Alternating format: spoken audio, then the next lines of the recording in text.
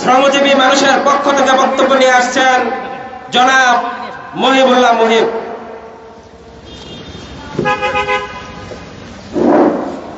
আসসালামু আলাইকুম ওয়া রাহমাতুল্লাহি ওয়া বারাকাতুহু।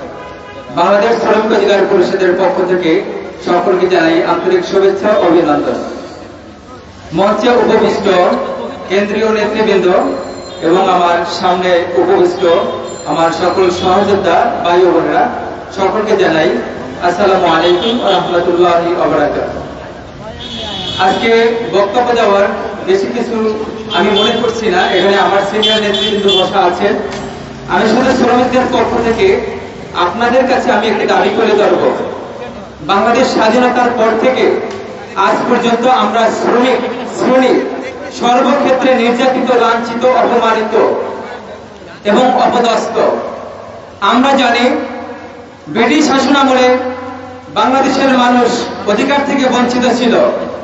পাকিস্তান শাসনামলে বাংলাদেশের মানুষ অধিকার থেকে বঞ্চিত ছিল। বাংলাদেশ স্বাধীনতার পর থেকে আমরা দেখেছি আওয়ামী শাসন সহ অন্য শাসন যারা আমাদের দেশকে শাসন করেছেন তারা শোষণই করেছেন বেশি।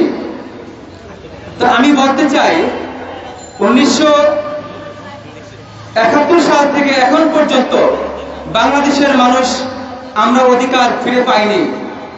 আর তাছাড়া সবচেয়ে বড় কথা হলো শ্রমিক সেক্টরের সকল শ্রমিকরা আমরা শ্রমিক অধিকার থেকে বঞ্চিত।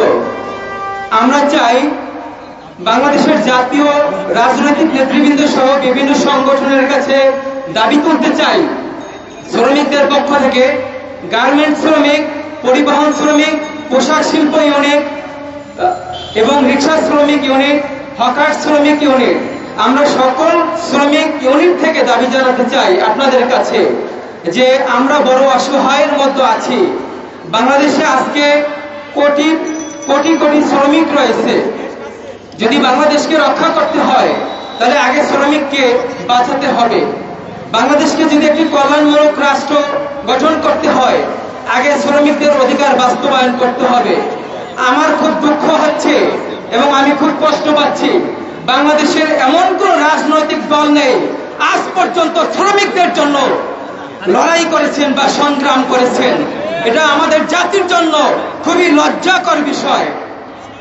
আমরা দেখতে চাই জাতীয় রাজনৈতিক অঙ্গন থেকে প্রত্যেকটি রাজনৈতিক নেতা শ্রমিকদের জন্য কাজ করবে। আমি সাথে সাথে আবেদন জানাই বাংলাদেশের রাজনৈতিক দলগুলি যেন কখনো শ্রমিক শ্রেণীকে কখনো তাদের রাজনৈতিক হাতিয়ার হিসেবে ব্যবহার না করে, বরঞ্চ দেশ এবং জাতিকে মুক্তির জন্য, দেশ এবং জাতিকে রক্ষার জন্য, বাংলাদেশের সার্বভৌমত্ব রক্ষা করার জন্য শ্রমিক শ্রেণীকে মুক্তি দিতে হবে এবং তাদের সর্বমূল্য 25,000 টাকা বেতন দিতে হবে। এই অধিকার নিয়ে যখন রাজনৈতিক দলগুলো মাঠে কাজ করবে তখন বাংলাদেশের সকল রাজনৈতিক দলগুলি ঐক্যবদ্ধ হয়ে যখন শ্রমিকদের জন্য কাজ করবে তখন শ্রমিক শ্রেণী আপনাদের সাথে নেমে আসবে মাঠে। যখন শ্রমিক শ্রেণী আপনাদের সাথে মাঠে নেমে আসবে তখন বাংলাদেশের শত্রু যারা তারা কখনোই আমাদের বাংলাদেশকে নিয়ে আর ছিনিমিনি খেলতে পারবে না।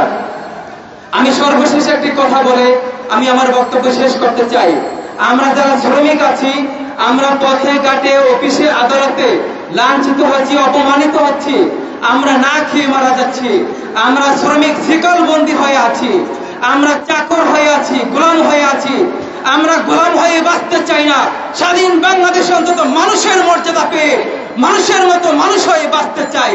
এই দাবিটুকু বাংলাদেশের সকল রাজনৈতিক দলের কাছে দাবি জানাচ্ছি।